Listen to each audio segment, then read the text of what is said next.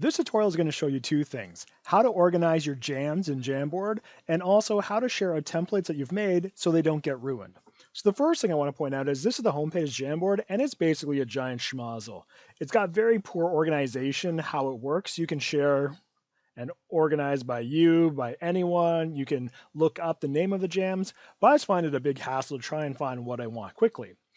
On the other end too, if you go into your Google Drive, if you found things on the web and you've made copies or you share them, you're going to find they just kind of sit in your Google Drive as well and you're shared with me. So we really want to take these and start organizing them. So number one, if you have found jams on the web, so let's go to the soundboard one.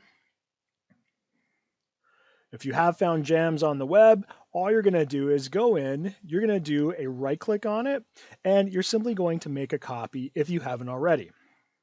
So when you make a copy from the shared with me, it's going to make a copy in your Google Drive. Now, this is the important part. I'm going to go to my Google Drive. And once again, if I don't organize it, I'm just going to have all my files just kind of sitting here waiting to be moved around. So you can see I have a whole bunch of jams just sitting here as well, unorganized. So here's what I'm going to do instead. I'm going to go in, and the easiest thing I find to do is I make a folder called Jamboard. Now, when you make this folder, I want you to make a master copy. This means that these are jams that you found that you don't want ruined or manipulated when you share them out for other people to work on. So simply you just go to New, click on Folder, and call it what you want. I called mine Jamboard Master Templates. So if I go into that folder, once again, totally up to you in your style. You can see I started organizing by math, but these are all my jams that I found on the web, shared, stolen, you name it.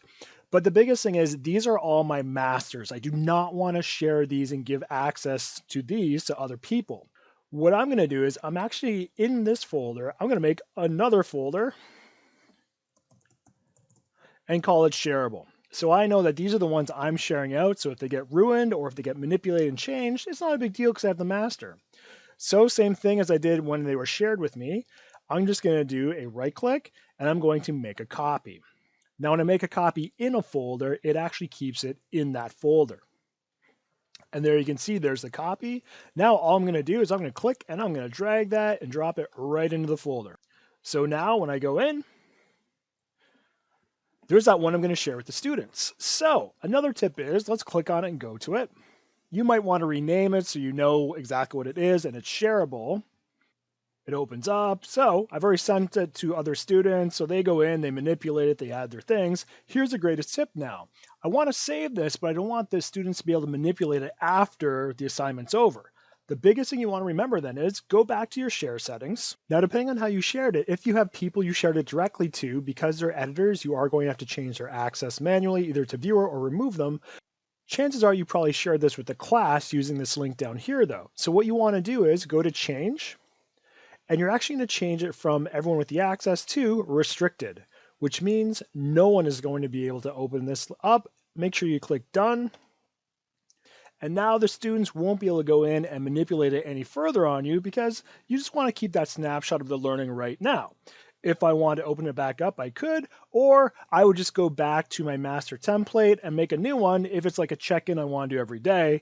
Once it's over, I'll probably go in and I'll rename it so I know exactly what it is, and this could be Monday's check-in. And that's how you can make templates every day without ruining your master copy, because your master copies will always be right in here.